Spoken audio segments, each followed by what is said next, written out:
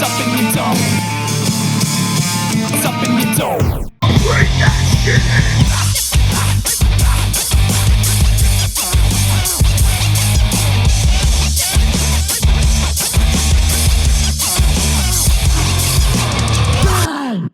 Hello and welcome to Digging in the Dome. I'm Chris. That's Kev. Let's get this over with. There's football to be played. Steelers versus Eagles. Battle for the ages. Yeah, preseason battle for the ages. A team quarterbacked by an alleged rapist and a team trying to trade for a suspected rapist. Well, I'm pretty sure Ben Roethlisberger is not going to see the field tonight, so you're going to be disappointed thoroughly. Well, yes. Well, he's busy, apparently. It actually begs the question, though, like, isn't it weird that... Hey, like, Bonics said that he was a good dude. Who? Ben. Yeah, he did. He did say he was a nice guy. I mean, well, he's not the right sex to not see that he wasn't such a great guy. Yeah. But speaking of Bonics, dude. Yeah, that was fan-fucking-tastic. He's such a great dude. God, it's awesome. We've gotten to be friends with him now, and he's got a friend in me. He's definitely gonna be on the podcast again. He's awesome, man. Yes. He not only is he honest and charitable and a genuinely good person, he's also funny as hell too. So and super talented. Super talented. Let's start with the insane amount of talent he's got.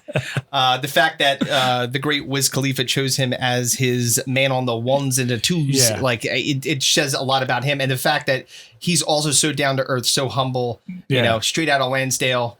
Yeah, he's a good motherfucker, guy. Man. So we can't wait to have him on again. And I hope everybody enjoyed the episode that we did with him, because it seems we got a ton of positive feedback from it. A lot of positive feedback. Everyone liked Bonics. Everyone, I got a lot of questions about the fact, why were we talking about two malls that no one's heard of?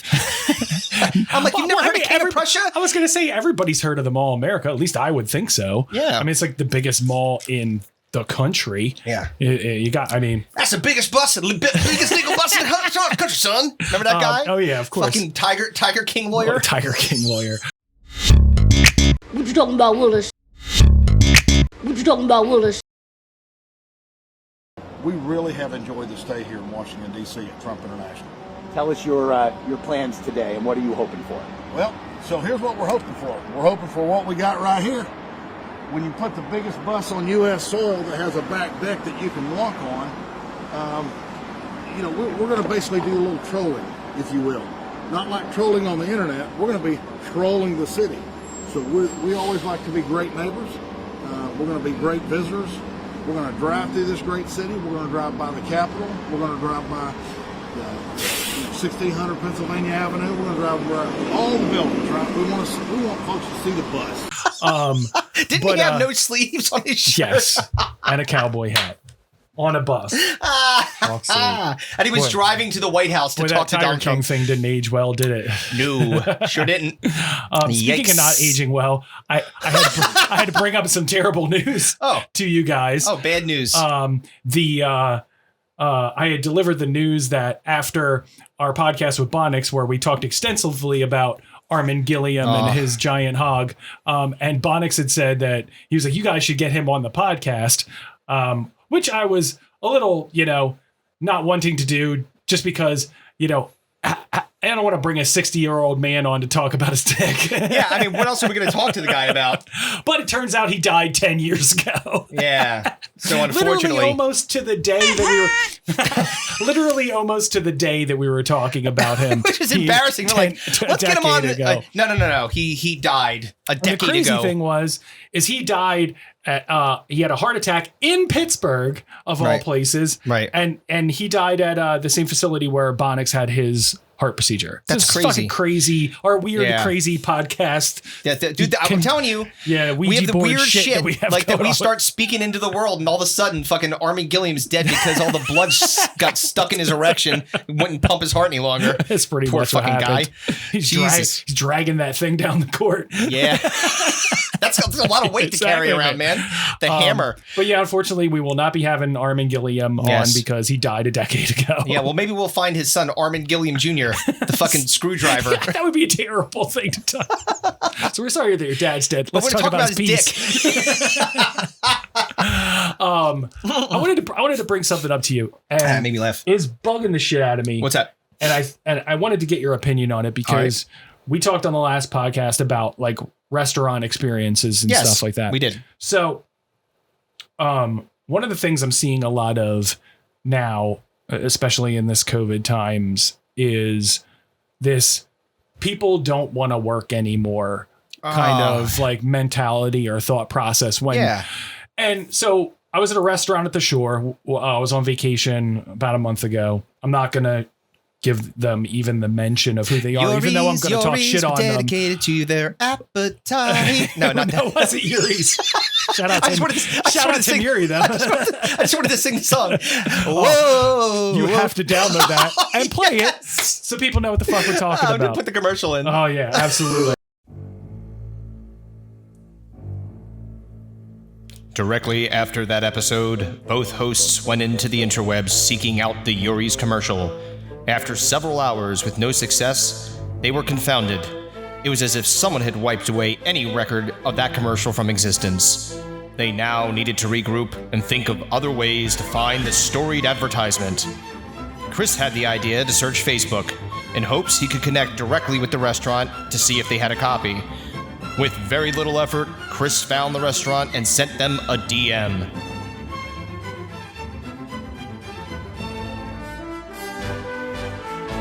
Chris wrote a thoughtful note to whomever managed the Seafood Eatery's Facebook page and hit send. 10 minutes later, a response was received. Could this be the moment of glory? Sadly, no. The angry face emoji was the only response they received on that day. With that, we say, fuck you, Yuri's. I hope your dumb restaurant gets hit by a tsunami. Sorry, not Yuri's. Yo, Dad.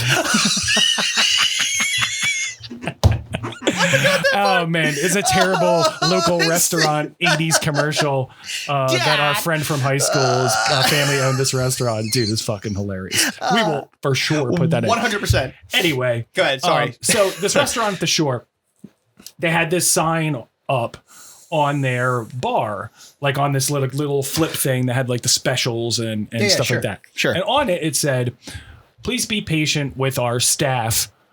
We're shorthanded at this time. No one wants to work anymore." And that's what it said on the sign. They said it on the sign. On the sign, on the bar. And it really pissed me off because you and I both worked in the restaurant and bar industry. Yeah. I spent a long time working in bars and restaurants. So did my father. Yeah. He was a bartender at the Dead Dog for 20 fucking years. And he was a teacher too. And at Fred's. But specifically about bars and restaurants and saying that people don't want to work there. This is what pisses me off about that. So for people that don't know, when you work as a waitress or a bartender or a runner or a busboy or anything like that at a restaurant, you do not get paid a living wage. No. You don't get a fucking paycheck. Like my dad, me, anybody who's worked in those service capacities at a bar or restaurant, the restaurant does not fucking pay them.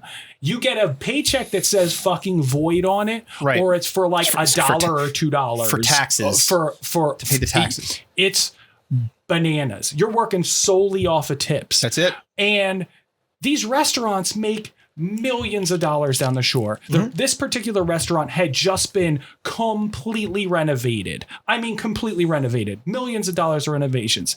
And they're bitching that nobody wants to come and work for no dollars an hour and the hope for good tips. Right. So this mentality that people don't want to work anymore is, in my opinion, is flawed, because it's not that people don't want to work anymore.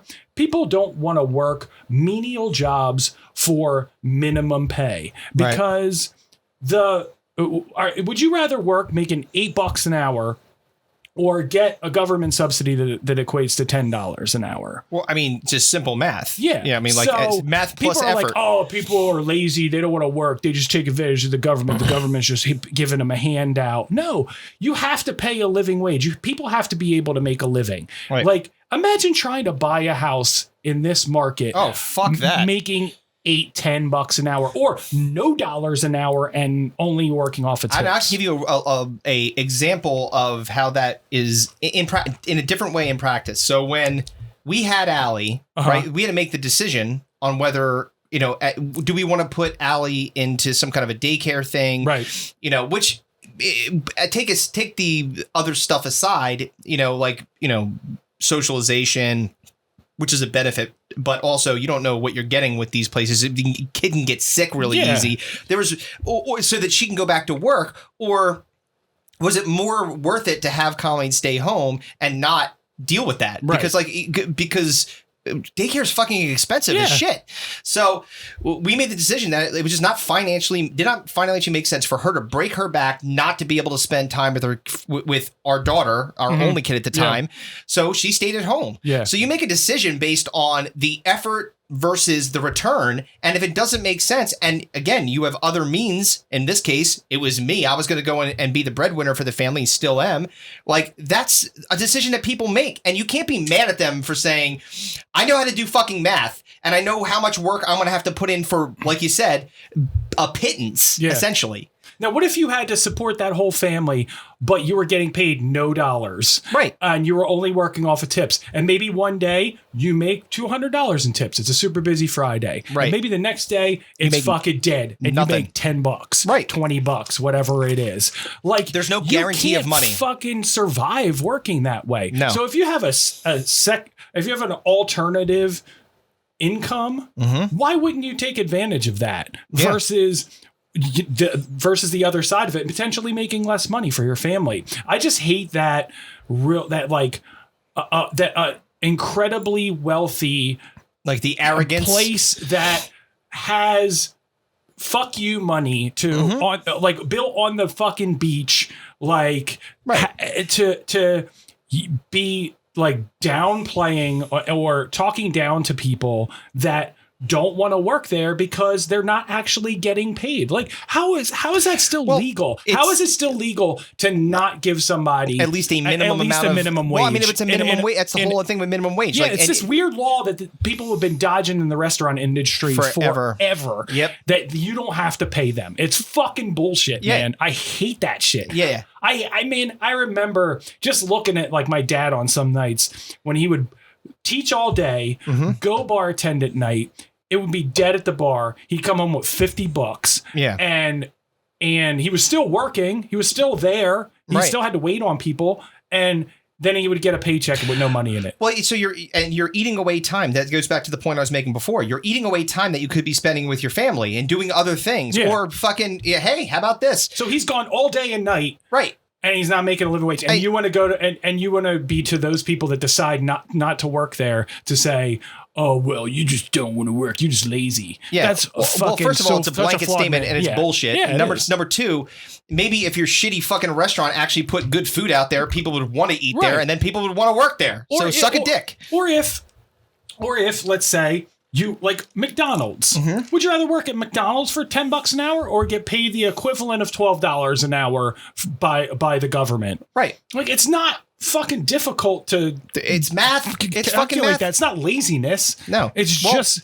simple economics. Yeah. Well, yes, I'm saying they're making decisions like, okay, you're going to pay me to do, I can probably do other things. Like, I could go be like you don't get a restaurant or a place like that. You don't get benefits either. Yeah, nothing. No 401k, no health insurance, none of that shit. You don't get any of that shit. On top of not getting a fucking paycheck. Right. And by the way, a lot of restaurant owners are absolute cunts. Oh, yeah. They're like pieces of shit. What, do you remember Chicky and Pete's got busted? This is probably 15 years ago. Yeah, but Chicky and Pete's, when they were first blowing up in this area, the owner got busted for not only was he not giving them a paycheck, but he was actually taking a percentage of their tips every night. That is fucking like evil, like on a next level. Yeah. Yes, gentlemen to evil. Yeah, it's so fucked up, man. It just really bugged me, man. Like, that's annoying. Seeing that statement at a restaurant that's on the beach in the nobody wants to work anymore. Yeah, well, no one wants to work for you. Fuck you. Exactly. Yeah. Maybe you need to look in the mirror, asshole, and find out why. Maybe it's because you're putting shitty signs up there. Like, it's like, oh, help wanted right next to it.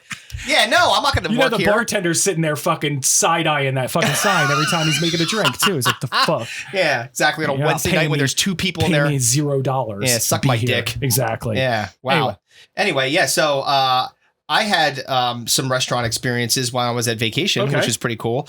One of which was, so I went to a place, and I don't know, like if sometimes it's just you go to places and you have different experiences, and it must have been. It was like 3 or 4 years ago. I went to this place, and it's a place mostly for kids. I'll just say that. I'm not gonna name it again. Not gonna out the restaurant, but Chuck E. Cheese. I would have had better food there. No shit. Oh no! Wow, that's a bold statement. Yeah. Well, let me tell you what happened. So, because I was like, we're at the shore, so I'm in the mood for like seafood, and and I'd been drinking for a while, so I needed some substance. Yeah. So I got it was a combination. Okay. Crab cake. And a steak. Oh, there you go. A baked potato. There you go. And some vegetables. Okay. Sounds delicious, right? Yeah. It wasn't. The steak looked like they reframed a burger into a steak shape. Okay. You got the Salisbury steak. Dude, I would have rather eaten the sandal that I've been walking around in all day with my sweaty foot. Gnaw on this for a while. Dude, it was so fucking gross. Like I very rarely listen, I was in the restaurant industry, so I'm not I'm not going to be picky about food. I'm not going to be an asshole because I understand that's a hard thing. And then I also know if you send back the food, you're going to get some balls on your fucking Salisbury steak. Ballsbury steak. That might be the episode name. Ballsbury steak's pretty funny. But this was but the thing that burned my ass about it, one crab cake, one, again, basically fake ass steak. Yeah. A baked potato and basically lunchroom vegetables. Right. How much do you think it cost? Oh, probably. What, you're at the shore? Fucking $50, probably. $43. Yeah. I wanted to fucking throw it at the waitress. That's the worst. That's one of the worst things about the shore. We know it well because we grew up there. We lived there. Any of those beach vacation spots, man. There's the tourist traps that you got to watch out for. There's the places that just that will charge you an arm and a leg for food that you like you said is supposed to be surf and turf. How could you go wrong with that? Yeah. And it turns out to be total garbage. Yeah. But that's the worst part about it is that if you get a meal that that you're spending ass loads of money on and it's just I was so pissed. And by the way, the part of the problem was this place is so busy that when we got there, it was an hour and 45 minute wait. So I had to wait an hour and 45 minutes in the hot fucking I was having drinks, so it wasn't all bad. Right. I got to put a Digging in a Dome sticker on an old school cigarette machine. That was pretty cool. That's pretty sweet. So someone, if you see it, you'll know what restaurant I'm talking about. But it was a long time. So by the time it was time for actual dinner, I was fucking starving. So even my hunger couldn't go past the shittiness of the expensive food that sucked. There wasn't any part of it. Was the crab cake at least good? No. Man. It was all bad. It sucks. Yeah, that's the worst. It makes me think of the Lobster House in Cape May. Oh yeah, the Lobster House, sure. That place is a 2-hour wait all the time. And anytime you're waiting that long, it doesn't matter what you get. It's always going to be this wasn't worth 2 fucking hours. I shouldn't have waited wasted my life. I could have gone somewhere else. Yeah. But it's also but again, it was a very, it's the dated decor and stuff like that. And plus it was just again, it's dirty and stuff like that. Did you go to the Frying Dutchman? Yeah, really. It might as well have been. I definitely would have gotten a better steak. He's a remorseless eating machine. Homer. Oh God. So, other than that, the vacation was a really good time. Success. We had a good time, hung out with your buddy. Oh yeah, Sean. Shout out Shawnee.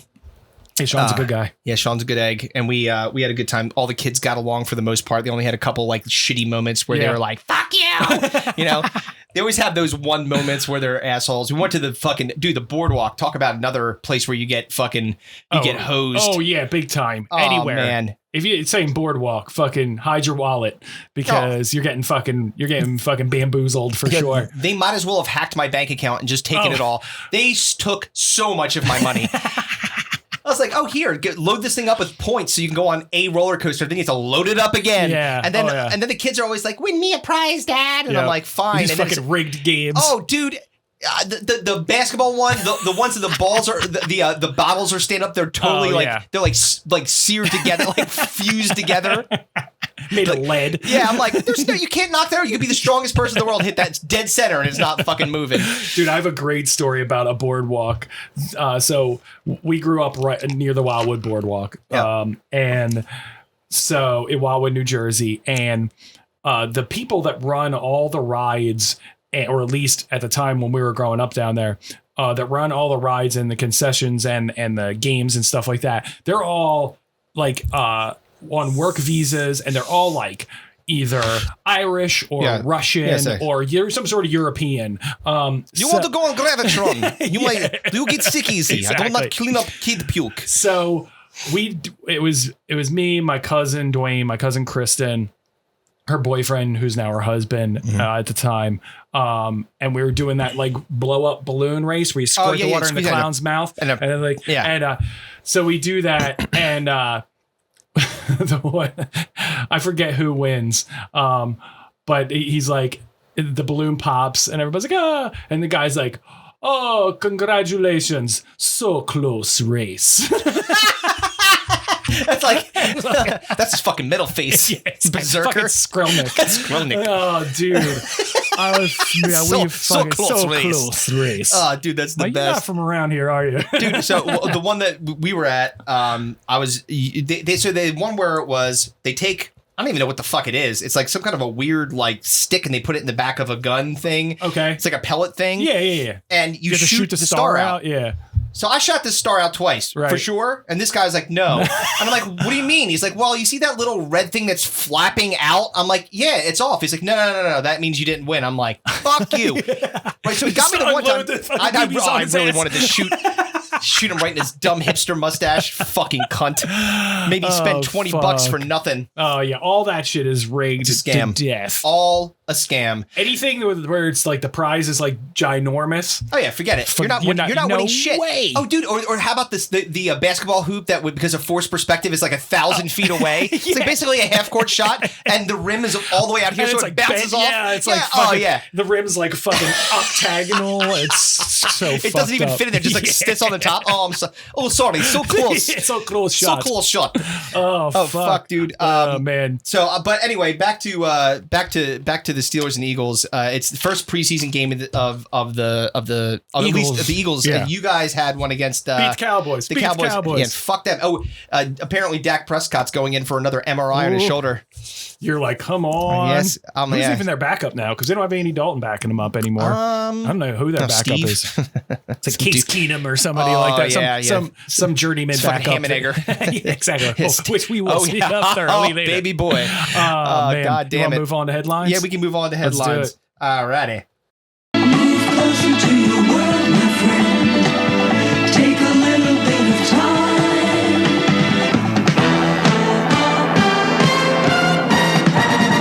Hello, this is Dennis reporting again.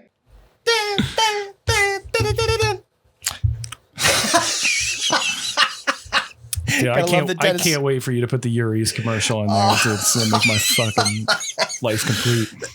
So I think this was this is one of yours. This is one of mine, but this is when this was going back a couple, because we did the Bonics interview, and this was prior to the Bonics interview. I had seen this, and as Kevin has referred to it, it's more clickbait than headlines, but it's a headline of something because it pops up on your phone and says, hey, click me, read in. Yeah, it's usually like a Apple News thing or something along those lines. Yes.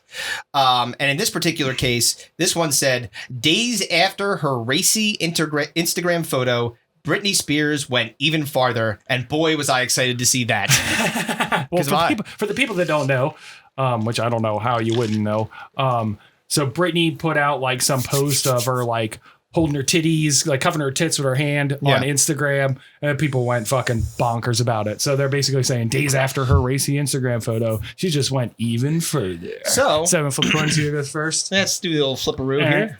All right, I'll do it. There you go, buddy. You call it. I will say tails. It is heads. All right, so you can go first. Oh, I can go Oh, first. Okay. All right, so the first thing that came to mind was that she started an OnlyFans page. that was my first one. She started. Yes, it would be the next logical step up. It's like, okay, American justice system, you think I'm an unfit mother? I'm going to pay for my legal fees by showing anyone willing to pay $10 a month a picture of my banged up puss. Yeah, I said she started an OnlyFans showing her gaping asshole. Well, I mean, like, it would be the next step. It is the next natural logical step. Yeah, it's the next logical Why wouldn't you do that? progression. And besides the fact she's like, I don't think she's touring right now. So No, I mean, is she allowed? Like, that's a good loosen question. the shackles to like allow her on tour. It was funny. She had like a Vegas residency for a while That's that what she I was thought. forced into. Yeah, and all that shit. Exactly. Like, Yes. get back out to there, work, fucking bitch. show pony. Oh, poor Oh Britney. man. Well, because of that, my next one was she shared a picture of her father's severed head. Like she just finally fucking snaps. It's like like the Kathy Griffin picture that she had Donald Trump's head. Yeah. Oh yeah, dude, just fucking cuts his fucking head off. Yeah. And says, it shows a picture on Yeah. Facebook. It's gonna be kind of hard to have power of attorney when you've got no head. Fuck face. You got power of nothing. Yeah, power of fucking coffin. That's what you got. Power of love. Yeah. The power of love. Can you feel it? Oh god, dude! Huey. Speaking of people that have big penises, apparently Huey Lewis is fucking swinging a big hammer too. Well, I'll make sure not to meet him in the locker room. Yeah, dude. If you bump into him, Although, dude, we were talking with Bonics about first albums that you bought. Mm-hmm. I didn't buy this, but I used to play it all the time because it was one of my dad's. Dude, Huey Lewis and the News Sports. Oh, hell yeah, dude. I loved that album record was growing up. great. Dude, that album when I was growing up was by far one of my favorites. it had some of the best Huey Lewis News songs on it. Dude, yeah, an incredible album, dude. Yeah, I could big listen. fan. I could listen to it right now and not be mad about it at all. Fantastic, but actually, I don't know why I'm going to divert off the track here, but the big penis comment about Huey Lewis reminded me of what I wanted to talk to you about. Okay, Isn't that a weird segue? That should be the I commercial. don't like it. Yes. I'm very Good against news. it. No, Yes. no. So I told you before about my friends from the gym that are divorced or divorcing, and today I was at the gym. And one of the guys, and it was the same dude that I told you that like looked he looked like a fucking like a cum mummy. Like he's like, it's like his dick has been fucking completely drained. Oh yeah, he's got It's nothing like, left in the balls. That scary movie when he's like when Anna shot Aaron Ferris up against the ceiling and he's like "Grr," he's all like emaciated. Yeah, exactly. His stomach caves in. Yeah, exactly. So he was saying, he's like, so I got a weird request from a girl that I'm like banging, and I was like, all right, well, what? Said she wants me to make a mold of my penis, and I was like, what? Oh, like so she can get it, so she can make a dildo out of it. Make a dildo out and fuck it. I've heard of that before. Yeah, yeah. I was like, I was like, that's a weird thing. Do you think that she asked all of her Bumble dates that? She's got like a fucking wall of it. Like, where are you gonna sit? You know how like they line you up in gym, like tallest to smallest. Like, where am I?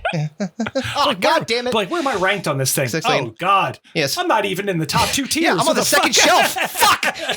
He's on the second shelf dick. Oh man, that's a fucking. That would be a bummer. Armin Gilliams is hanging over the mantelpiece like a fucking like it's a safari. Looks like a fucking Louisville Slugger. Fucking mounted over the bed. Signed by him. Dude, god damn. Man. But that's like the weird shit that happens now, man. Yeah, the next step is like, I need a mold of your face, so I cut the eyes out of it. It's like unsubscribe. Yep, I'm good. I'm gonna be I'll be going now. I guess it's better that they say, hey, I want to get your penis memorialized so I can fuck it all the time versus like I want to sell it to a freak show so people can see how small it is.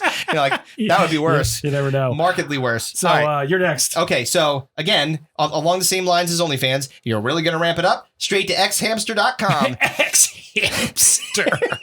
Oh, man. She's not the most stable person in the world. It's not the realm of possibility. You don't think she could... Pornhub even? You're going straight to Xhamster? Why not? I don't know. Oh, man. You can create some revenge porn on the world. Oh, Jesus Christ. That's rough. She put out a song called Oops, I Did It Again. That is going too far. Oops, I did it again. Oops, I did it again. Yes, that's good. I like it. It's funny that you mentioned beheading because, as sex sells, so does violence. So maybe she took it to the next level and did just like a beheading video. Yeah, you shaved. Like straight filmed it. Yeah, like you saw me shave all the hair off my head. Now I'm going to shave this infidel's head off his shoulders. She could even rework the lyrics to her song "Toxic." Death to the Jews, their doctrine is toxic. Ding, ding, ding, ding, ding, ding. Oh, so she goes full fucking Taliban? Well, you said she went far. They said they went even further. That's pretty far. That's really far. Yes. I mean, when you get into instability, one of the places it usually takes you is to tattoos. Oh yeah. So I said that she tattooed "Free Britney" on her forehead. Which seems a logical step. It doesn't seem too far. Yeah. At least somewhere on her body it says "Free Britney" for sure. Oh, of course. Yeah. Yeah, hopefully it's like right above her fucking... right above her schniz. Yeah, right above her schniz. Free this. Free Britney. Yeah. The other thing that I thought about, like, when you take a racy photos and you think, again, naked photos and stuff like that, if you're going to go really far, nothing says I'm going over the line like a professionally shot prolapsed asshole session. Like, just a pink sock, like in different lighting, in a bed of roses. Your mind goes to very, very disturbing places. The Legion you spend too much time with the Legions of the Skanks this week. Yeah, well. Her shitting on a table. Look at this. Look at the pile that I made. Aren't you proud, Dad? God. Yeah, I don't know what. Again, as per the usual, I didn't click on the article to find out what it actually was. I have no idea. Probably something inconsequential. Like, it's probably then dumb. when you click on it, you're like, "Fuck, this is fucking stupid." Yes, she went even further. Like, goddamn, I can't even think. But I think that I clicked on this. Stupid. It's like she did the same picture, but she held her pussy instead. It's the same thing. We're still not seeing it. Get her ass to OnlyFans. Man. I love the headlines. We got a scenario to do. We do have a scenario. We could do that. Here we go, yo. Here we go, yo. So what's the scenario? Here we go, yo. Here we go, yo. So what's the scenario? Good news, everyone. Well, not so much. This is bad news, everyone, because you've wronged a gypsy and now you're cursed. The gypsy wants revenge, but it's allowing you to choose your punishment. So you must choose if the curse takes something important off your body, put something extra on your face or head, make something cartoonishly large, except for your dick, because of course everyone would choose that, right? Or make something cartoonishly small. So the scenario is you have to pick what it is that you're going to choose out of that, and then what you're going to specifically do. Yeah. Okay. So you flip it, I'll call it. All right, ready and go. Heads. Heads it is. All right, cool. I'll go first. So first of all, like the gypsy thing just makes me think of Borat when he was like, "Don't you shrink me, gypsy." So fucking fun. It's the best. Trying to get the gypsy tears. It's fucking ridiculous. Dude, Borat's the best. So right away, take something off your body is out for me. Okay. Something off your body is the first one out for me. Not doing it. Not doing it. Because I'm not lucky enough to gamble and be like, "Oh, that mole on my back is gone. Thanks, gypsy." Yeah. No, it'll be me losing a foot like I have diabetes. And I have no toes anymore. Limp Great. around everywhere. Yes. Just wobble everywhere. I can't do something off of your body. Fair enough. Secondly, second one out. Cartoonishly small anything is out. Mm-hmm. Well, cartoonishly, again, I don't need shrimp arm or one tiny leg or a smaller dick. Yeah. It's like I can't function on a daily basis like that. You should be looking at it mad. You're like, God damn it. Yeah, it's just like small hands. Yes, like smells like cabbage. Exactly. It's like people are gonna think that you're carnies. It's like I can't risk that. It's just too big of a gamble. Agree. Thirdly, cartoonishly large. Yep. Since you took out the gambling possibility of me getting Armin Gilliamed. Right. Ain't happening. I don't want to look like Mad Eye Mooney from fucking Harry Potter. One giant fucking eyeball. I'm like, oh God. It's terrifying to look at. You can't find an eye patch to cover that thing. So I guess I'm going with like some extra shit on my face. Okay. That's what I'm going with. So like, if I end up with like an asshole in the middle of my forehead, at least I can wear a hat. You know exactly. what I mean? It's like a nose coming out of my cheek. Like, it's not going to be the greatest thing, but I can fucking function daily on that. Wait, asshole on your forehead. Sir, are you okay? You throwing up? No, I'm just taking a shit. Just dropping a load. I didn't say it was a functioning asshole.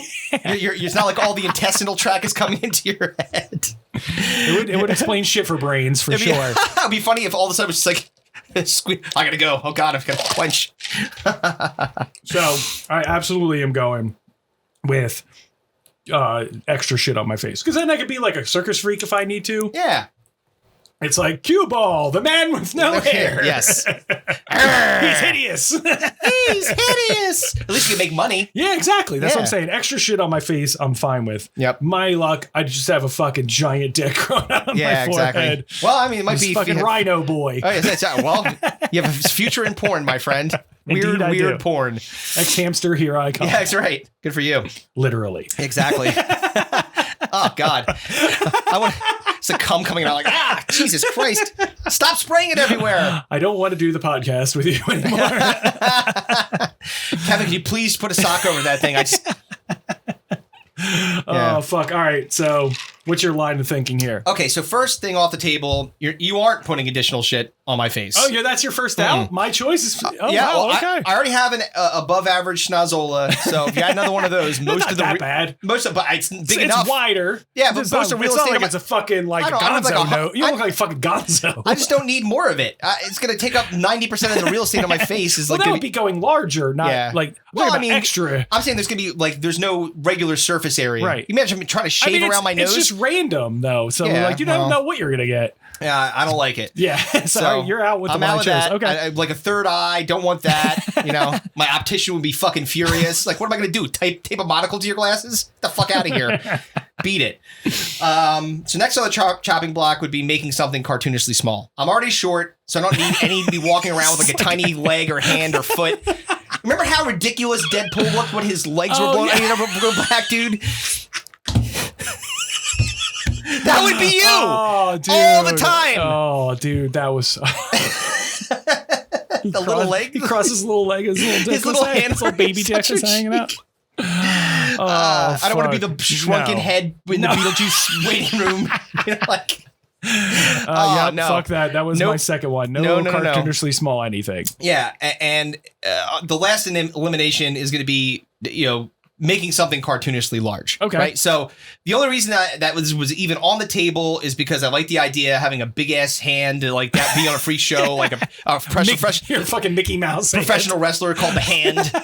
The slapper, or proctologist for the big and tall. The pimp slapper. Yeah, exactly. It's the pimp and strong. Yeah, big ass pimp hand. Strong. So then it leaves me with my last choice, which is losing something important.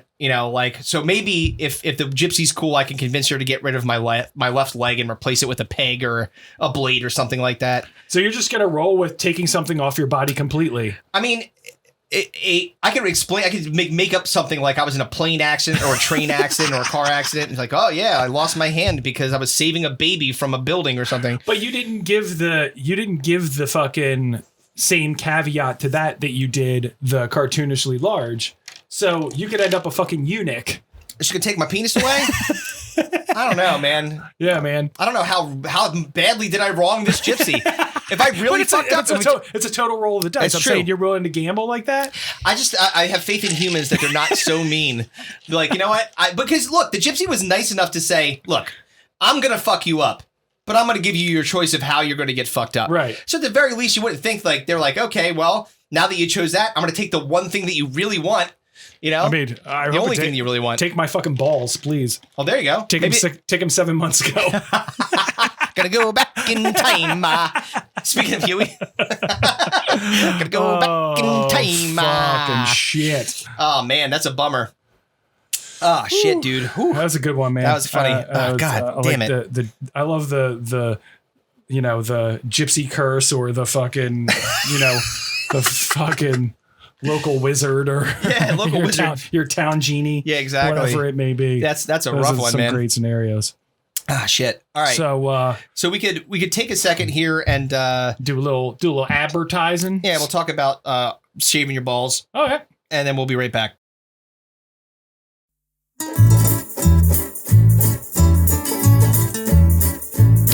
Here at Digging in the Dome, we take pride in promoting charities, local businesses, and brands we believe in. That is why it is with great pleasure I would like to introduce the Domies to our new sponsor, smoothmyballs.com. Imagine you're at the bar, it's getting late, and from across the room your eye catches a beautiful lady smiling at you. You work up the nerve to go up to her, buy her a drink, and then, much to your delight, she tells you she is DTF. But then you remember, oh no! My genitals, they look like an undiscovered rainforest. All you can see is my helmet poking out of those dense mound of curlies. That is not good. Don't get caught with your pants down. Be better prepared next time and clear that unsightly brush with a high-quality razor from smoothmyballs.com. If only you had their 5-star rated pube muncher, you would be confident and ready for any bar slut desperate enough to have sex with you. Or maybe your beans aren't constantly mistaken for Florida cryptid skunk ape. Try the Turf Chopper 3.0 for more manageable ball maintenance. SmoothMyBalls.com has a special offer for all the Domies. If you use the promo code DITD, Digging in the Dome, DITD, at checkout, you get $10 off of your purchase. So, go to SmoothMyBalls.com now, use that promo code DITD, and experience the glory of a smooth sack. All right, now let's get back to the show.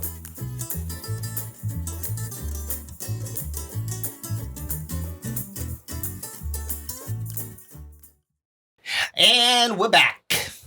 We back. Oh, shit. We went downstairs to get some fresh air as we did commercials. It's hot as fuck here on the old East Coast. God damn it, 110 degrees. 104 today. Yeah. We're talking to Bonics about being in Minnesota, and the dude in the hotel saying, well, it's negative 27 degrees. I'll take. Fuck. I don't know. I'll take a little bit cooler. Yeah. That would be nice. That would be nice. So the Topic Randomizer came up as music and concert memories. Yes. So we got to flip the coin. We've had this one before. Yes, we have. I told the story about the 311 concert that you were not allowed to go to. Yes. So I remember that. And you took, what was your music story? It was the trip to CBGB's where you crashed the van while you're tripping on acid. Yeah, that. Whoops. All right, so let me hit the stinger real quick. Step right up, ladies and gentlemen, boys and girls. Step right up and play the game. Be ordered. Step right up for the greatest show in town.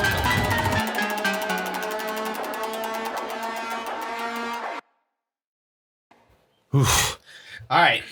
Flip it. You want to flip it? Yeah. All right, and then you call it, sir. Yep. Oh, that wasn't that flip. wasn't actually flip. There we go. Tails. Tails it is. Oh, shit. fire. All right. I'm going to go first.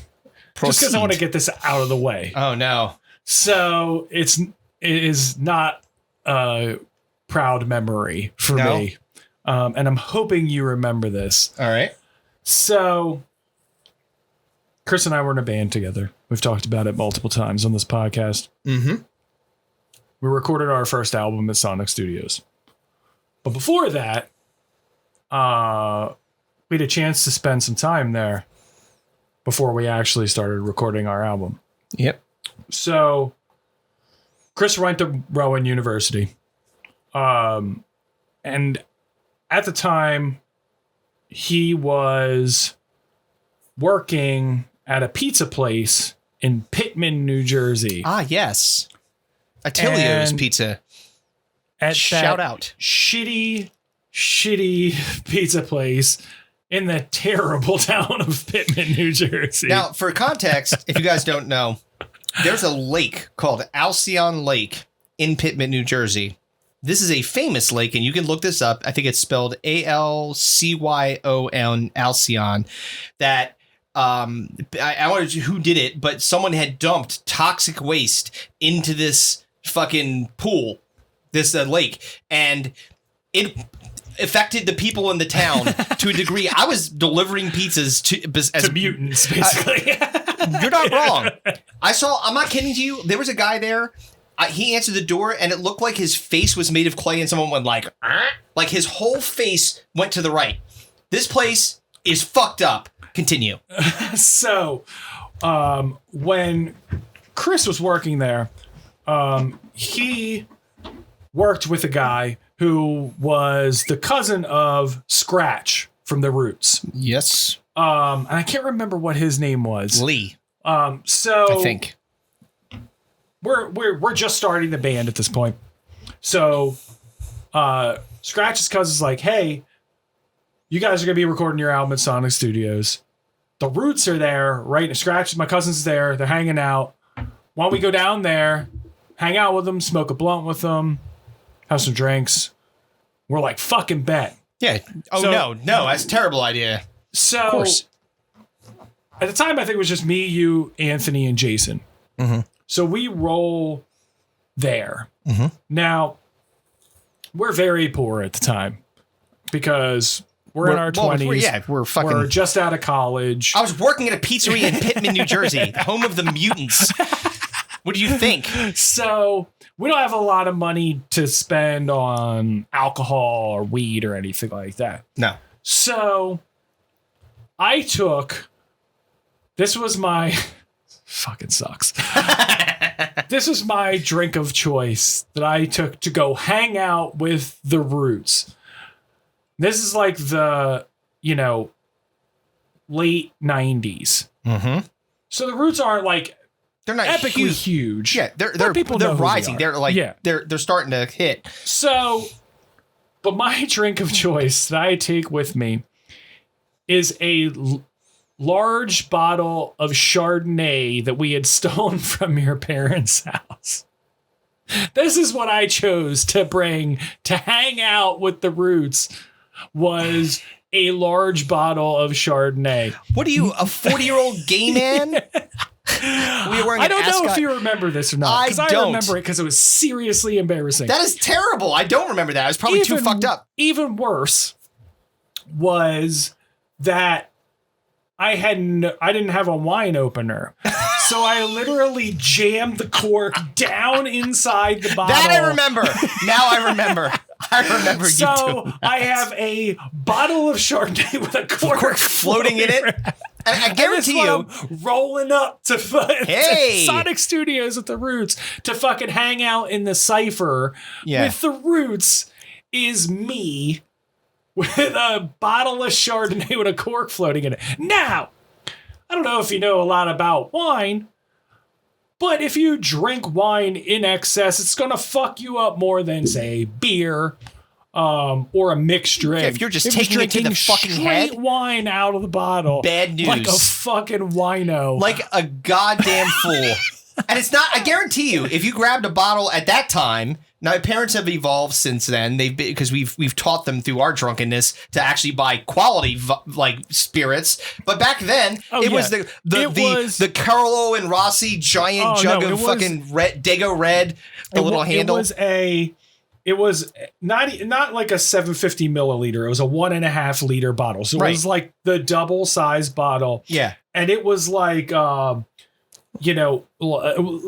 the equivalent would be from like Yellowtail, like now, a Barefoot or something like that. Barefoot, you know, something like that. It was cheap shit, moderately basically. priced. No, it was it wasn't Boone's Farm, but it made it was a step. Boone's Farm would have been at least ghetto enough to make me look a little better. Yeah, if it had a screw top and not a fucking cork floating around it. So we go to a fucking cypher with the Roots, and we're all hanging out, passing a blunt. You've brought this up on the before. Yes, You fucking smoked a blunt with the Roots. It's pretty cool. That fucking happened. Yeah. And we're passing this blunt around. I'm drinking wine from the fucking bottle and getting obliterate. Like I'm fucking wasted because I'm smoking weed and I'm drinking white wine from the bottle with the Roots. Yes. So you're probably excited. So you're like, click, click, click, click. I still flash back to this moment in my life, and I'm so embarrassed for myself and then I remember being wasted in the back of the fucking buckshot Oh, the on the way Buckshot. back to your house with like still like half a bottle. I drank like half a bottle of wine. Yeah. And I just remember being drunk. And I remember like they were like freestyling and stuff like that. Yeah. And they were like, come to me. And I'm like, at least I was smart enough not to try freestyling in front of the Roots while I was fucking drunk on white wine. You're like, and wine, Chardonnay, do.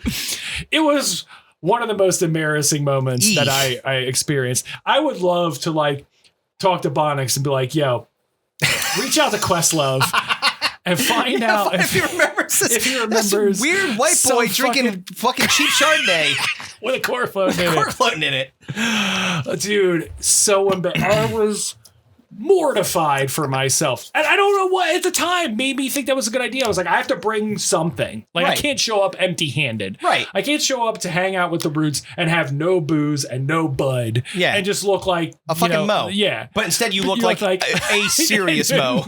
Like a ridiculous an Mo. enormous jackass. They're like, this white motherfucker. Dude, I hope is to God, drinking nothing would Chardonnay make out me of- happier to find out that this story has made it through generations. Like they've been talking about it for man, like they're fucking telling Jimmy Fallon about it. It's fucking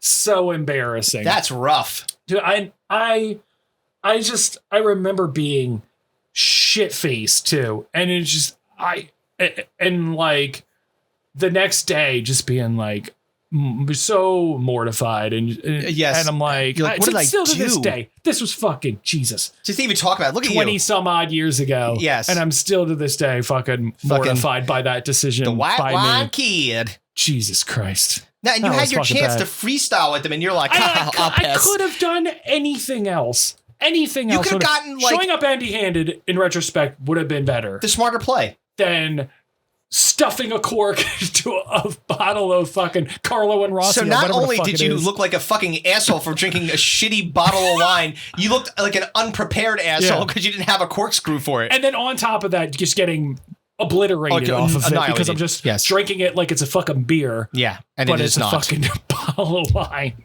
Yeah, it's bad.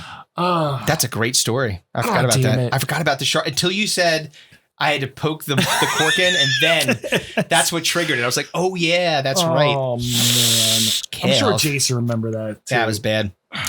Okay. So mine's not as embarrassing, really. It's more of a funny story. And you'll remember this because Okay. you were involved. Okay.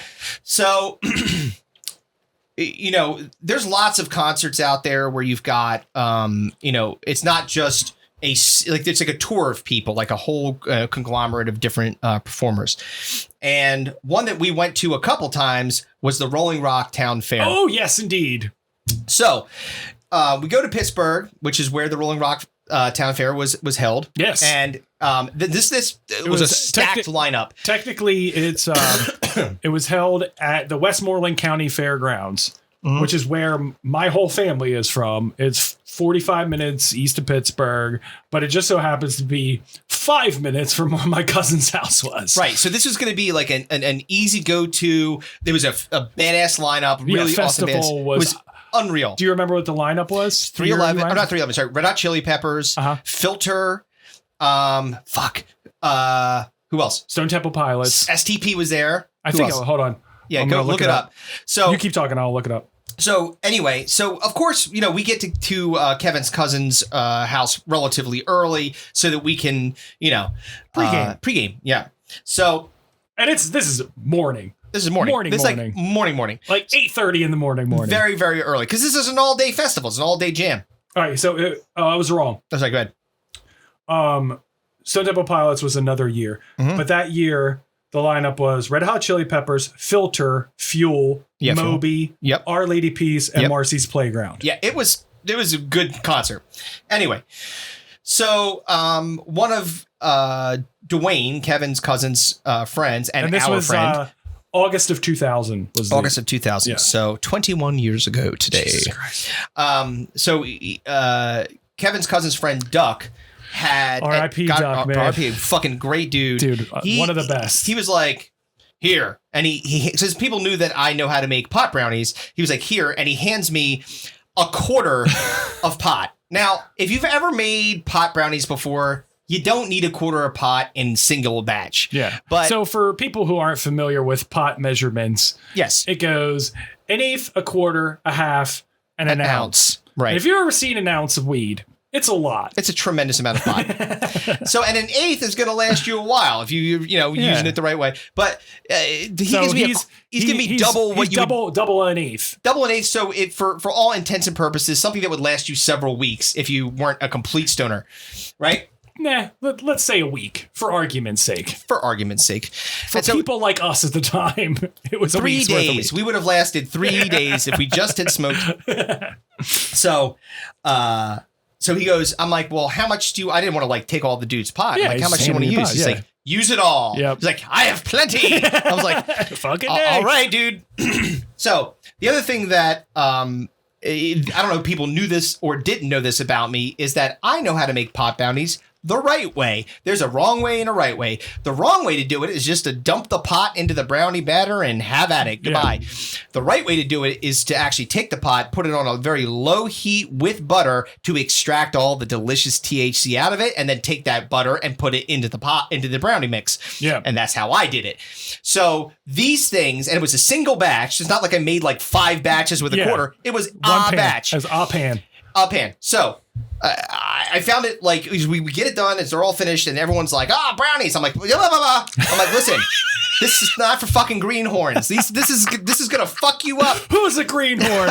What's a greenhorn? It's an insult. Suck everybody.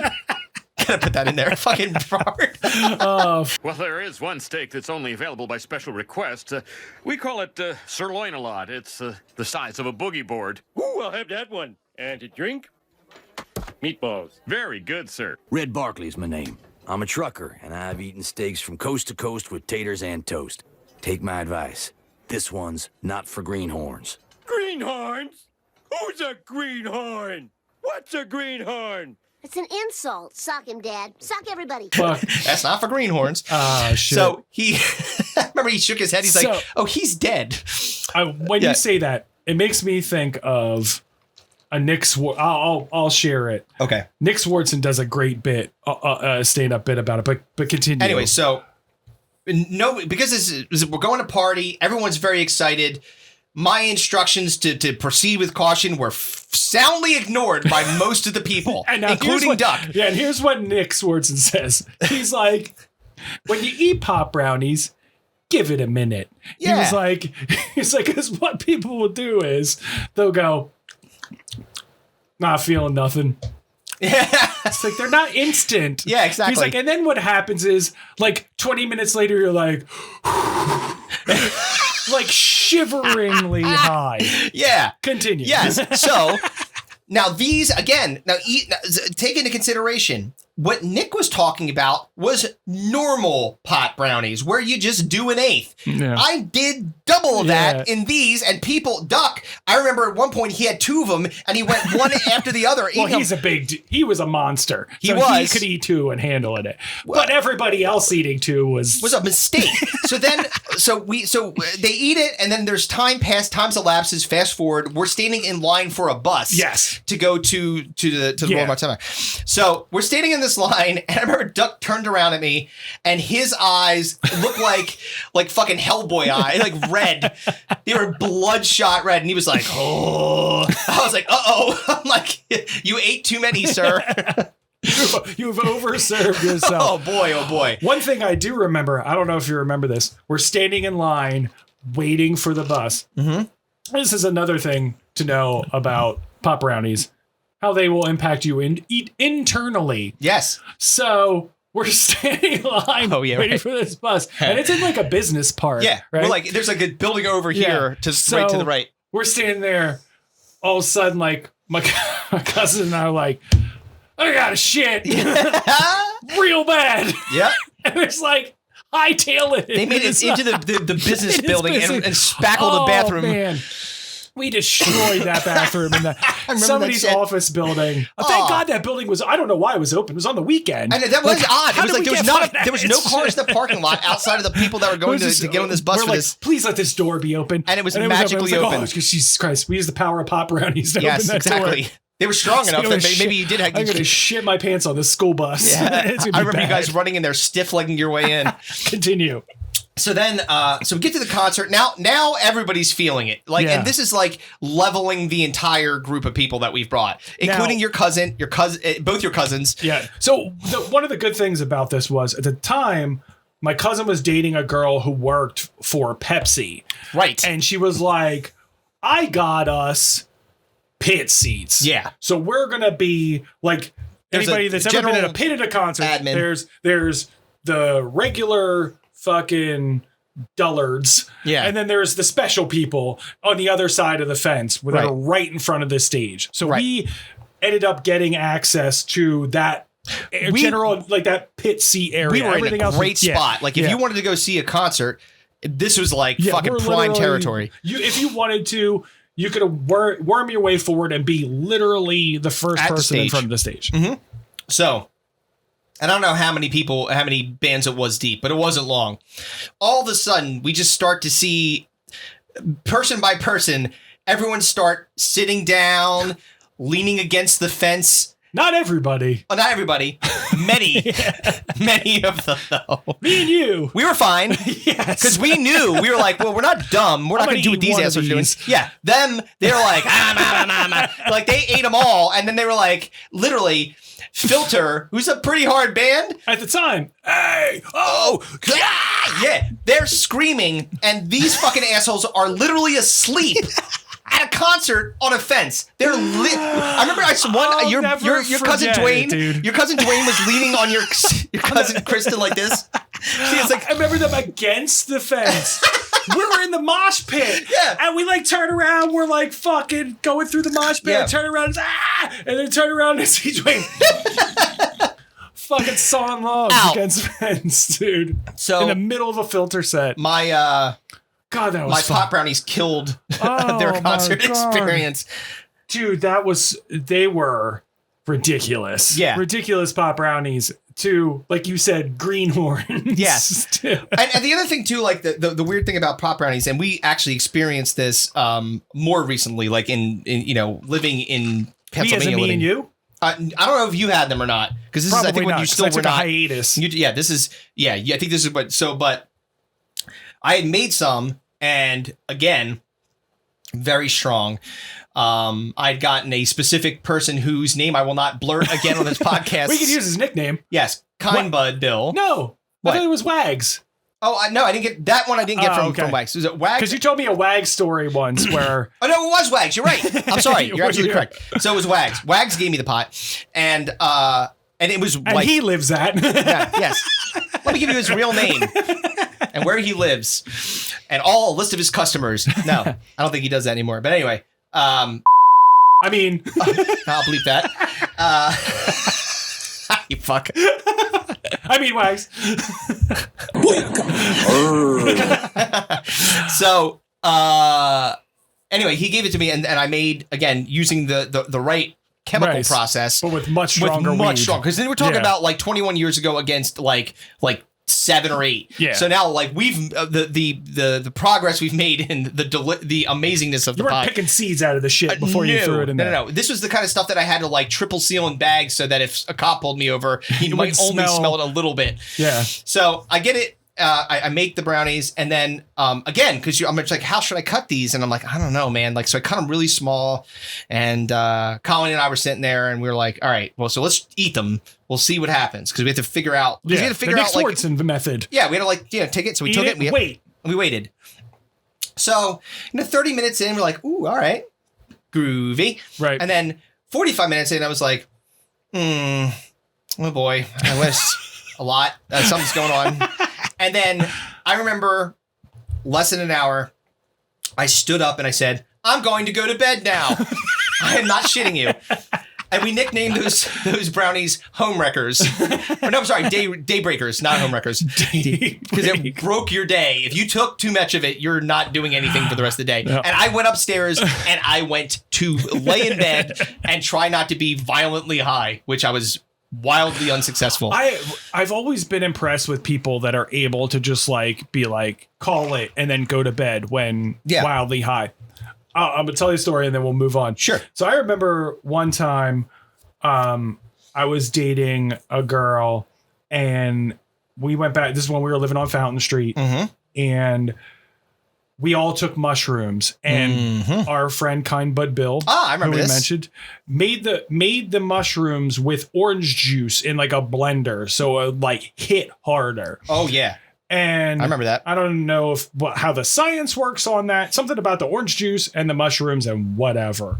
Makes you puke your goddamn brains out after like 20 minutes, but then you're tripping your fucking balls off. You're off to the races. And then on top of that, we start doing fucking whippets out of like the lector, that's right. like the little little container things. You know, like the little CO2 cartridge. Yep. The ones that Steve-O did almost to death. Same ones. So we're passing that around and I'm seeing colors that don't fucking exist. And I'm like, ah! And I remember the girl I was seeing at the time, she was like, I'm going to go to bed. And I was like, how? What? Yeah. And I was like, all right, well, I guess we're going to bed. And we went up to my room and we late. She went to sleep and I just laid in my bed and stared at the ceiling and tripped my balls off. This was the time, and maybe we should have saved this for another story time or whatever, right. But it was the time when you called the aforementioned Wags. Stimpy. When you guys called him Stimpy because he fucking spilled the bong? Yes. I call him Stimpy. Stimpy, you fool. Boy, you guys ruined his trip. Oh, we sure did. Because that Stimpy, because once we were on the Stimpy thing, that didn't go away for the rest of the trip. He was Stimpy for the foreseeable future, and that. And that's the worst part is like, I'm tripping balls in bed next to a girl who's asleep. I'm staring at the ceiling and hearing everything you guys are doing downstairs. And I was just like... Another fun fact about that trip was this. So this is when I had just started like seeing Colin, like almost immediately after I met her, almost directly immediately after I met her. And I was like going back and forth on whether I wanted to invite her over to the mushroom party, so to speak. Yes. And I decided not to do it. I'm boy. I haven't known this girl Strong well decision. enough. It was smart because she said, if you would have done that, this would not have happened. She was very clear. You and your idiot friends. Yeah, you assholes tripping your balls off would not have been something that I would have thought is super attractive or interesting. But goddamn, that was fucking funny. All right, spin the wheel. All right, hold on a minute. Find a new way to embarrass ourselves next time. We'll be fine. You're so paranoid about this. I'm not paranoid. You're the one that doesn't like it just as much as me. Get the fuck out of here. Yeah, you're right. Trying to act like I'm the only one that... I purposefully shared a fucking embarrassing story. I didn't have to. Believe me, I've done my share. All right. So I think is it my turn, right, to spin? I don't remember. All right, spin it. Here it goes.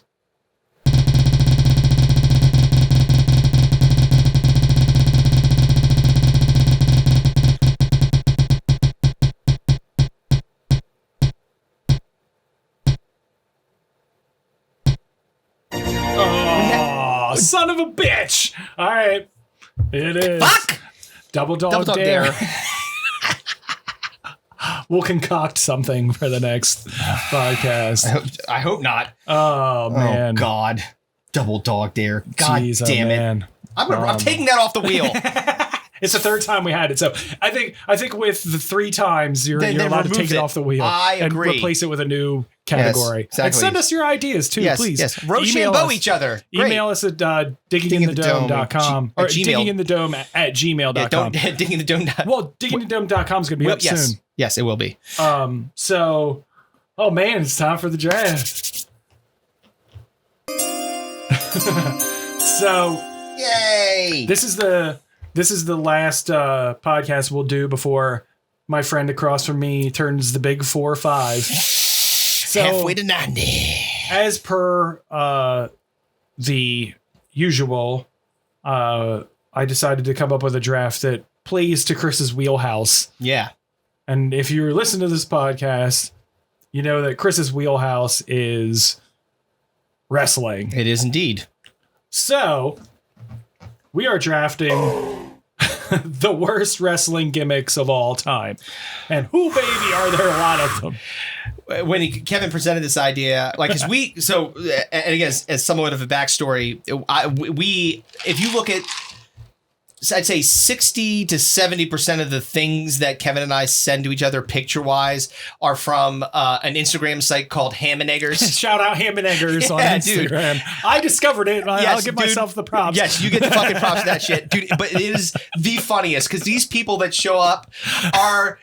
like, you look at them and you just know. Like, if you know anything about wrestling, you know that these people are doomed to lose every fight. For the non-wrestling person, explain what a ham and egger is. So basically, when you're trying to build up a star, you have to feed them fucking just dullards, like zeros. Like, so they can beat the shit out of them and look like unstoppable, right? So a ham and egger is that guy or that girl.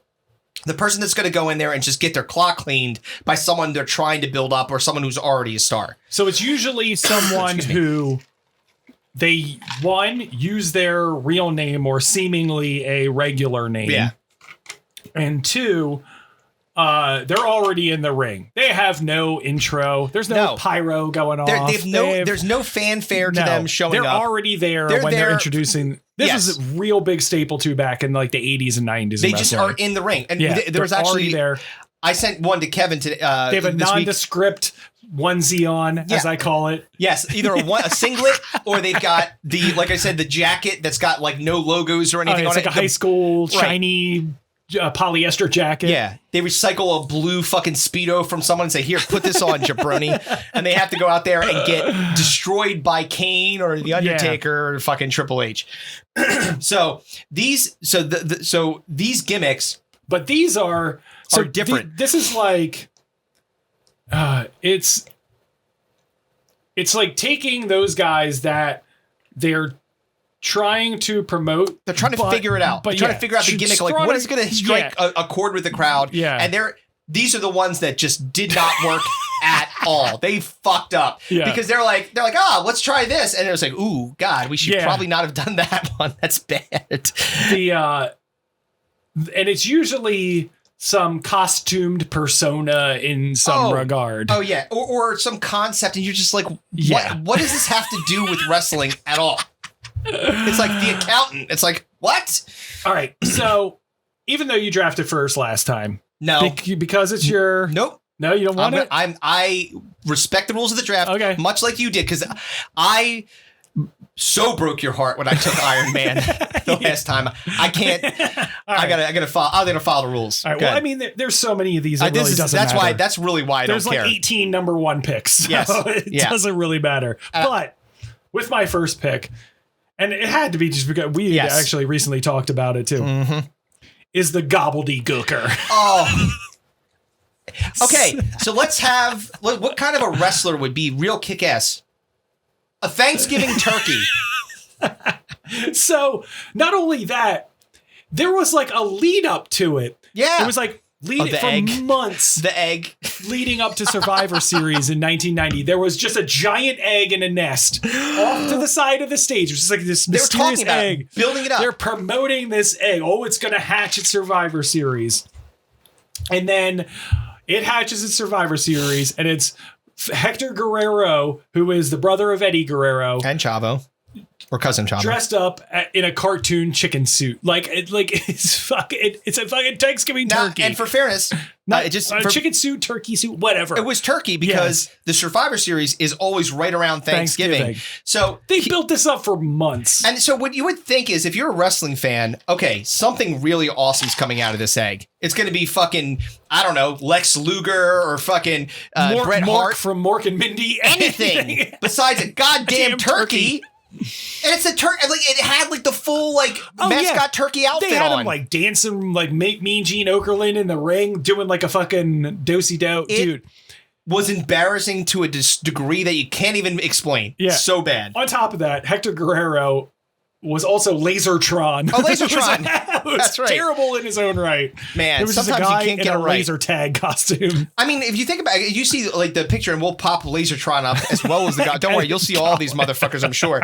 Gobbledygooker and Lasertron. They brought the Gobbledygooker back a couple times. So they've just brought him back recently. He showed up again. It's like, why do you keep trotting this asshole out here? Oh fuck! But it's like it's so. Oh, bad. he's dropping the turkey leg. Look out! It's like one of those things where it's like it's so bad that now it's good. Like that people like think it's great because it's horrible. You know? Yeah. But it was horrible back in that. It's really bad. All right, you're on for 2. Okay, so the first one, and I'm glad you didn't take it, is the Shockmaster. Yeah, he's number 2 on my list. Shit. So the great thing about the Shockmaster is, well, first of all, is and again, this is the uncreative motherfuckers in wrestling saying, and that are also cheap because Vince McMahon's like, I don't want to spend a lot of money on this Shockmaster outfit. Get me something cheaper. You're fired. So they got a Stormtrooper helmet. And they bedazzled it and dipped it in glitter, and that was the Shockmaster, essentially. Now, the funnier thing about the Shockmaster was his debut. Yeah. So this asshole was supposed to, like, this was a big reveal with, I think Sting was in the ring and Ric Flair. Like, it wasn't in the ring. It was on Ric Flair's show, Flair for the Gold. Oh, Flair for the Gold. That's right. Yep. That's right. They were going to reveal. It was like a tag team with like Rick with a Sting and somebody else and other guys. It's like and you're going to be guy was facing gonna be the mystery partner. This dude. Yeah. And it was the Shockmaster. Yeah. So he comes out and immediately eats shit through a wall. He Kool-Aid guide his way through the wall, falls down, and then tries to get up and look tough. And it is the funniest. Fell off too. Dude, it's the funniest fucking. When you see this, which will absolutely 1,000,000% be in this episode, this is the funniest thing that's ever. Dude, his helmet falls off because he can't see because he's got fucking glitter all over his face. Cheap ass Vince McMahon wasn't like gonna pay for the eyes to get cut out or like should we get, hey Vince, should we get mesh things? Now you can figure it out. Let him find his way to the ring. Oh, it just falls through the fucking wall. It's so funny. He falls. And then the announcer's like, oh, from the announcer's like, uh-oh. Like it's so bad, dude. His fucking helmet falls off. The best part about it is the guy who played Shockmaster was Fred Ottman, who was Tugboat. Tugboat, who was also terrible. Yeah, Tugboat. Wasn't he? These gimmicks were not only on one person. Sometimes one person had several terrible gimmicks. Like you said, gimmicks. Gobbledygooker and fucking Lasertron. So they really can't get it straight. All right, you're up for your next one. All right, my next one, and this one is just now this guy actually had some modicum of success. Yes, but in 2021, this is not a gimmick that you could ever use. Eugene. Oh, he's number 4 on my list. I was hoping to get him on the comeback. So Eugene was this guy Nick Dinsmore, and the character was retarded. Yes, just a retarded guy. They played up his retard strength, which is so fucked up. So think, if you've ever seen, I guess it was one of the Scary Movies.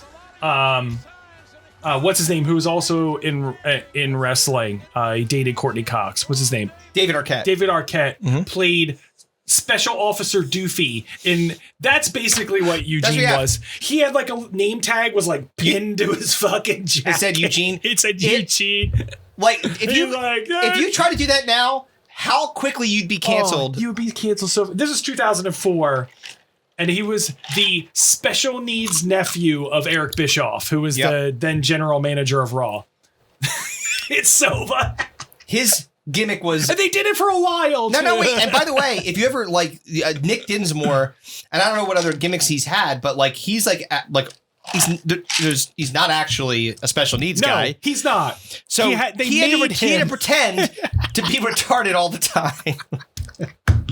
Like appearances, it's so fucking embarrassing. Like signing shit at the mall. Can you imagine like being in like a mall, like signing autographs? Here's Eugene. crayons, Eugene. Right on my sister. Like what? Make sure the E is backwards. Okay. Yeah, exactly. Oh, dude, Shockmaster and Eugene are great. They were number 2 and number 4 on my list. All right, so who do you have for number so my 2 and 3? Pick, my second pick, the 4th pick overall, is Mantar. I was on my list. Fucking Mantar. So what is Mantar, Kevin? What was... So Mike Halleck debuted Mantar in 1995.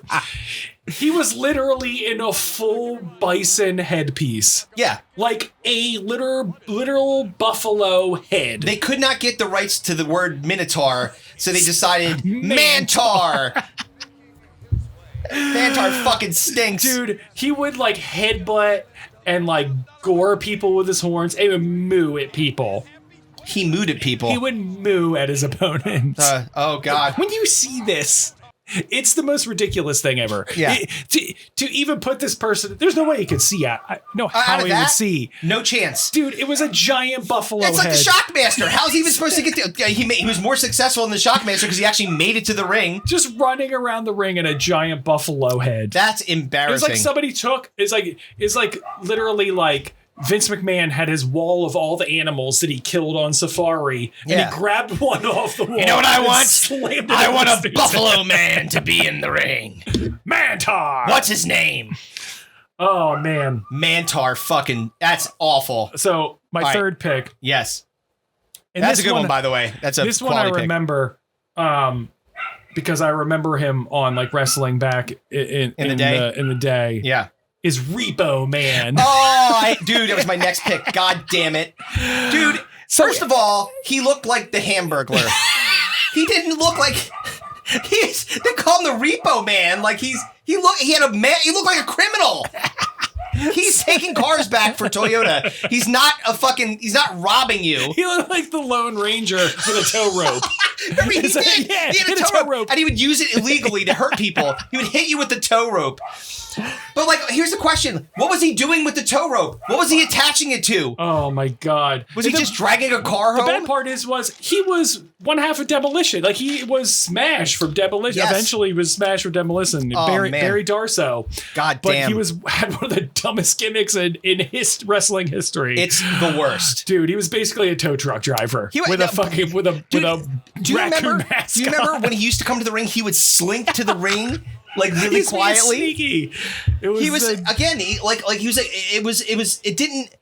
It did not. It was so work. bad. But they fucking rode the Repo Man for a while, man. did. He was in business taking cars. yep. Apparently, he wasn't taking anybody's title, but he was definitely taking cars for a while. So I have the Gobbledygooker, Mantar, And the Repo Man. and you have Shockmaster and Eugene. I'm so mad you have Eugene, by the way. Oh, dude, that's a bad one. Oh, Eugene's so great. All right, so you're on for two. Oh man, there's so many that I want. Yes, so bad. All right, I have to go with this one because I'm going to go with the continue in the lane of things that are incredibly offensive. Okay, that just didn't work.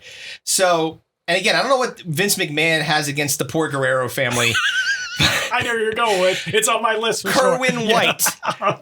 So what they did was they took Hector Guerrero, who, by the way, Chavo Guerrero, Yeah, Chavo Guerrero, who could not have looked more Hispanic. He looks like a Hispanic guy. And they put him in a polo shirt. They gave him a knotted sweater around his neck, and they gave him a golf club. And basically, he was supposed to be white makeup. They gave him blonde hair. Powder, they powdered him white. Yeah, dyed his hair blonde. Dyed his hair blonde. And so basically, he was a racist. He was just a guy that liked white people. Thus, the name Kerwin White. And by the way, Kerwin? Who names anybody Kerwin? I've never even heard that name before. Fucking Chavo Guerrero was forced to play this guy. Kevin and Irwin combined. They made him come to the ring in a golf cart. Yeah. Yep. With the sweater tied around the neck. Yeah. Dude, it was so fucking bad. It's so unbelievably bad.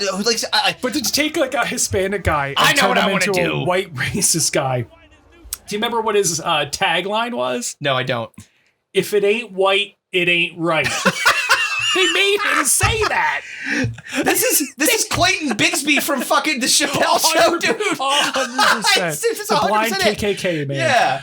That's 100% what it was. Kerwin fucking White. Holy shit. Oh, dude. Absolutely. Oh, God. All right, so you're on for your fourth. I'm between two. Kerwin White's a great pick. Yeah, Kerwin White's pretty bad. All right. I have to go with it just because, damn it. I'm really battling between these two. Okay. I'm going to go with, now this person ended up being very famous, still kind of around. Yeah. And got elected to be a mayor in a Tennessee town. His name is Isaac Yankem. Was Kane's first Isaac Yankem DDS. DDS. Now, the interesting thing is, this is a little bit before its time because there's a very famous and the AEW Women's Champion, Adam Cole's wife, whose name is Britt Baker, DMD. And she's a dentist, an actual dentist. Right. Unlike Kane, who was not, he was a dentist. Yes. So whose name was Isaac Yankem. Kerwin White, Isaac Yankem. Yes. So he was just like this dude that would go in and he had fucked up, like they put like shit on his teeth to make them look all. So of course he's a dentist with shitty teeth. Yes. Which makes perfect sense. And so Isaac Yankem would go in there and he didn't even it's not like there was nothing dentisty about him. He was just like a giant dude. He just wore like scrubs. Yeah, he's wearing wore a white jacket and then he had fucked up teeth. And he's like, and I think that he had like a drill. The drill and the forceps to be able to pull teeth out. It was terrible. That didn't go well. But again, he moved on from that. Unlike fucking, what's his name? Bob Ott or whatever the guy's name was that you talked about before. And became Kane, who was very, very popular and a Hall of Famer. But Isaac Yankem. He was in my list. He wasn't high on the list, obviously, because you had other people in front of that. Yeah. I'm on my last two. All right. So we'll run back down. Mm-hmm. I have the Gobbledygooker, Mantar, and Repo Man. Oof. You have the Shockmaster, Eugene, Kerwin White, and Isaac Yankem. Isaac Yankem DDS. All right. So my second to last pick, my fourth pick overall, is Battle Cat. Damn it! That was the other one I was thinking about. Was Battle Cat? Fuck. Dean Peters, who was a gymnast, and they made him come out in a cat mask and act like he was fucking Catwoman, basically. Like, he literally was going like, no shit. He would go like this. Like this. Like he was clawing at people. Like, we'll put the picture up. They literally like made him pose with a cat mask with his fingers out like he has cat claws. He looked like an absolute fucking asshole. And they made him do like all cat moves. Oh. Dude. That's embarrassing. He lasted like a month. Yeah, Battle Cat stunk. He had like one win. It was against like the Brooklyn Brawler or some shit. Yeah. But he was like literally in like a peach leotard. Oh yeah, dude, they made him look like a fucking fool. A cat mask. And then the fucking, yeah. He'd flip around and do cat shit. He was literally like, we're going to make you look like Catwoman. Yes. Do me a favor. Purr. Purr, you fucking asshole. Go like this. Yep, exactly. He would do all kinds of cat shit. Yeah, exactly. Oh, he threw up a fur ball onto the mat. It was so bad. I'm so torn. Oh, his finishing move, the litter box. I have three that I'm between for my last pick. Who's it going to be? Fuck it. I'm just going to do it because it's so terrible and it fucks with my rock sensibilities. Mm-hmm. And that's the Kiss Demon. Oh, the Kiss Demon. On my list and high on my list. Jesus Christ. So in 1999, they had Kiss on Monday Nitro. Yep. So this is WCW. Yes. So we'll do a draft of the worst, like, famous people cameos in wrestling at some point. Yeah. We've talked about it before, but basically they're very famous people because they're promoting some bullshit. Yeah. So they brought on Kiss. They were on Monday Nitro. They did like a concert. They played I Want to Rock and Roll All Night or whatever. Yes. And then introduced a Kiss-themed wrestler called the Kiss Demon. And then the Kiss Demon was painted to look like Gene Simmons, basically. He was basically Gene Simmons wrestling. Yes, it was a Gene Simmons wrestler. And then the plan was to have a Kiss army, right, and then have other wrestlers that look like the other members of Kiss until everybody hated it so bad that they fucking gave up after a month. Maybe he was a method actor. He's like, I'm going to charge everybody more money for things that they should just pay normal price for. Here, take this Kiss coffin with all of my goods in it for $9 billion. The Kiss fucking Demon. Gene Simmons. God damn it. Kiss Demon was so fucking. It just fucks with my rock sensibilities so much. Well, it's just stupid. It's just like it's like it doesn't like it's such a bad promotional gimmick. Like it's like let's tie this rock band in with wrestling, and they don't match up. It goes back to what you said. We were talking about the gobbledygooker. The only reason the gobbledygooker was around and was around it was Thanksgiving. Yeah. So let's have a turkey wrestle. Mm-hmm. Oh no, Kiss is going to. It just doesn't make any sense. Let's have a turkey wrestle. That's just dumb, you know? Oh fuck! You're on for your last pick. So my last pick, and I'm glad you didn't take it, was the Yeti. Oh, he was one of the three I was between. Yeah, dude. So this is what the confusing thing about this is like where I'm already laughing because I know what you're going to say. I oftentimes get embarrassed. Yes, for my love of wrestling, and I do love wrestling. Like, look, the sad fact is that I spend a lot of my day doing a lot of things that are really mentally engaging. So when I want to relax, I want to either watch sports. Or I want to watch, I might watch shows or something like that are interesting. Right. But sometimes I just want to turn my brain off and watch something really, really stupid. Yeah. Wrestling fits the bill, right? And it's athletic. So it kind of combines two things. The sports element of it, because these people are super talented. Say what you want about them. They're physical, like they work hard. They deserve the credit for being actually sports entertainers. But it's also... You get the gobbledygooker, you get the retarded guy, you get Eugene, you get fucking exactly. Or and then you get the Yeti. The Yeti, who is apparently some dude is frozen in ice. Yeah. Right? He's encased in ice. He's encased in ice, which they called him the Yeti. Yeah. So except when he melted, he was a mummy.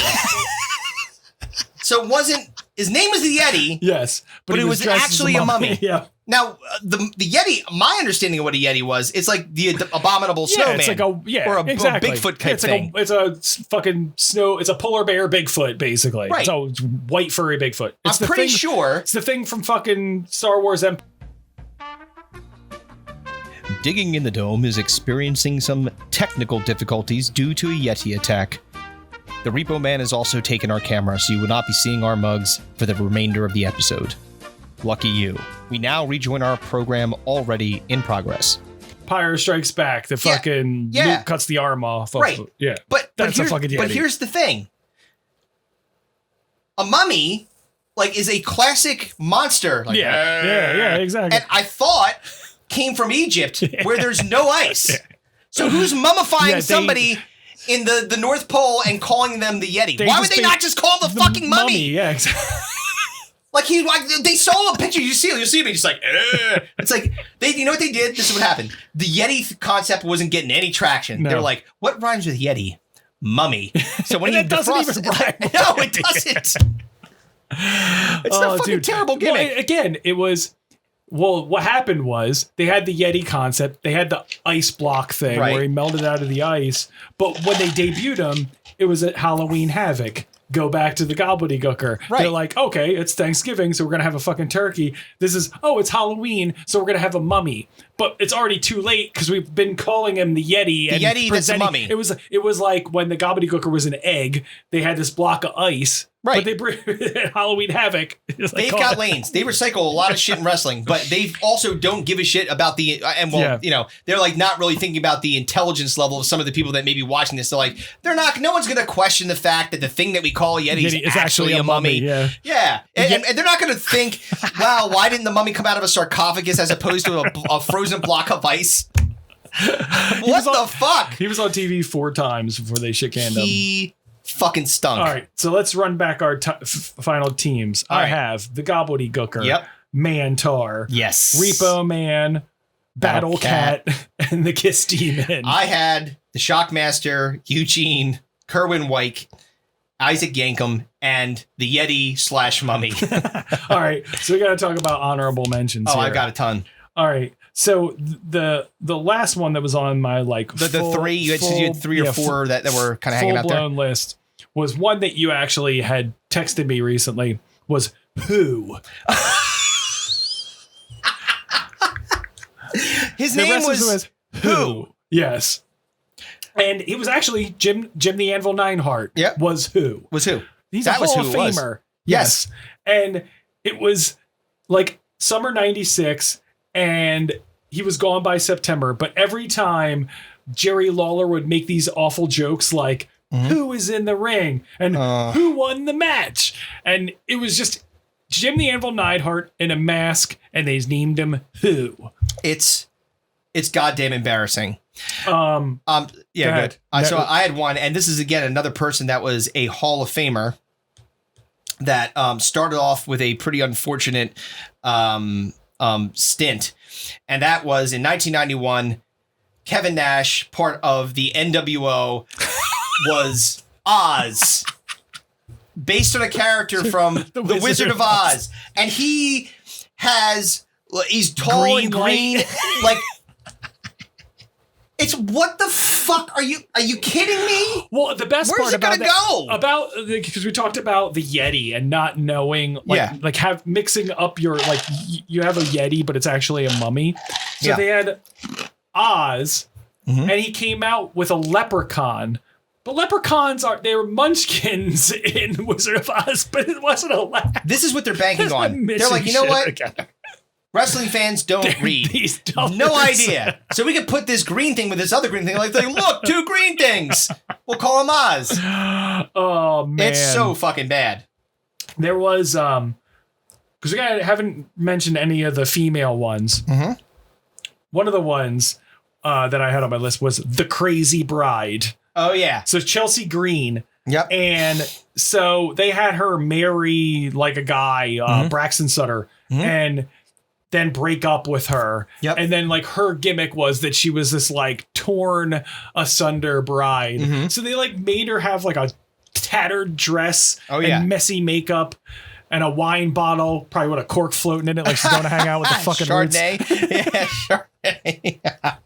It's just such a fucking like stereotype of like this broken woman. Yeah, well, so in a wedding dress and a fucking bottle of wine and fucked up makeup and shit. So the interesting thing, they changed her name to Hot Mess Laurel Van Ness.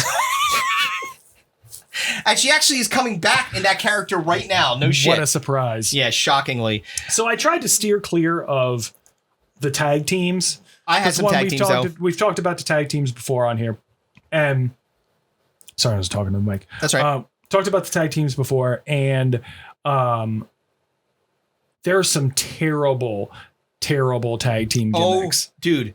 Really bad. What was one of yours? Let me give you before with the tag teams. Tag teams. The first one I had was the Johnsons, which was all about Dick. We talked about them. The Dick Johnson. Yes, was one of them. Like the Johnsons. Yes. And they were like Chippendales type strip. No, that was the Dicks. Oh, the Dicks. I'm sorry. There was the Dicks. Dicks was the Chippendale dancers. Right. The Johnsons were the Dicks. The Johnsons looked like Dicks. They were the actual penises. Yes. They put them in tan fucking leotards. Like, dude, it's like, make them look, you're like these, like, and they just look like Zoidberg when he shedded his shell. They were just weird and tan and they were jacked. They were big dudes, but they were like big, weird looking dick dudes. Surprised they put a fucking helmet on them. We talked about them before, but the Spirit Squad has to be mentioned. Well, Spirit Squad actually had like several like people that came out of that. Dolph Ziggler came out of it. Yeah, but there was still still a terrible gimmick. This was one of my favorite when they did this. Okay. Fake Razor Ramon and Diesel. So they said, you know what? We can't afford Scott Hall and Kevin Nash. So let's get people that look like them and pretend like they're them. Yep. That's so Razor Ramirez and fucking and unleaded instead of Diesel. 87 octane. It's like, what are you guys doing, man? Techno Team 2000. Oh God. Techno Team 2000. They're fucking so this terrible. is like right around Y2K. So they made these guys look like they were like futuristic, like they had like fucking like aluminum foil. Yeah, the aluminum foil. You know who should really be fired? Anybody that designs costumes for the from the wrestling from the 90s. They are not good. All right, so let's run through some additional individual honorable mentions. Yeah, I got a couple more too. Go for it.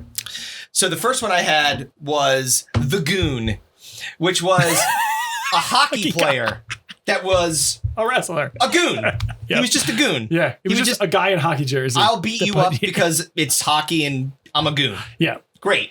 That was it. That was all he had. His persona was, I was on the 1978 Flyers. That was you it. know what I mean? Yeah. He's a Broad Street bully. Kazarni. Oh yeah, Kizarni. Yeah. Oh man, talk about new metal influence. It was a wrestler that looked like the guitar player from System of a Down. Yeah. That's basically what it was. But it's supposed to be like a Carney, like Kizarni, Carney.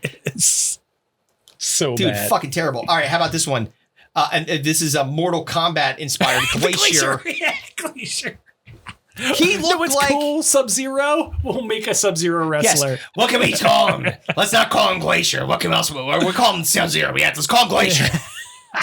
Hey, maybe when he melts, he'll become a mummy. I can't believe they didn't like fucking try the same thing. Like, we got Scorpion. We'll call him the Stinger. Exactly. Dude, I swear to God, because they try to find like, they did that with one. When Goldberg was popular, they had Gilbert. Remember Gilbert? Yep. And they didn't do it like as a one-time goof. He came back several times. Oh man, I texted you about one earlier before we were before I was on my way over here. Oh, I had another tag team that I missed. And it was Beaver Cleavage. Beaver Cleavage. Who was wow. Wasn't it Mosh? It was Mosh. Yeah. So he was it ended up being a really popular tag team. Mm-hmm. But Beaver Cleavage was basically like, he was like, leave it to Beaver. And he was like this little suspicious little, and he had one of the fucking propeller hat. He might as well have been Eugene. Jesus fucking Christ. Oh shit. So one of the ones that I had, the other tag team that I missed, I forgot about, was Misfits in Action, MIA. That was Captain / General Hugh G. Rection, which was Hugh Morris. G.I. Bro, which was Booker T. Private Major Stash, which was Van Hammer. And my favorite, Major Guns, which was a girl who had big fat tits. Her name was Tyrene. Major Guns. And it's just, it literally is just like, dude. We could go on 4 hours. We could literally do a 2-hour podcast of nothing but bad WWE gimmicks. Can I throw two more out there real quick before we fucking wrap this thing up? Yeah, man, there's football to be had. So this, because again, do you mention the fact that like, they're like, let's call this one the Scorpion Stinger, you know, like, Arachnaman, which was a Spider-Man ripoff. With literally, like, do you remember Peter Parker's first outfit when he hadn't figured it out yet? Like, he just had the red thing with, like, black lines on it? Yeah. That was this guy's outfit. He's Spider-Man, like Big Cat, or whatever his name was. Fucking Battle Cat. Yeah. And then the last one I have is Xanta Claus. Xanta Claus. Talk about gobbledygooker. Yeah. Fucking Xanta They're Claus. like, you know what was very successful? The gobbledygooker. How can we capitalize off of Christmas? It's Christmas. Fuck Krampus. Well, they couldn't probably get the copyright to that. They called him Krampus. Yeah, they're like, no, that doesn't work. Let's call him Xanta Claus, like Xanax. That's what you need to fucking get through that shit. Xanta Claus was bad. Dude, like, we could literally go, like, hours and hours and hours we could go on. We will not. So, another one in the books, my friend. Until next time, my friend. Adios. Peace.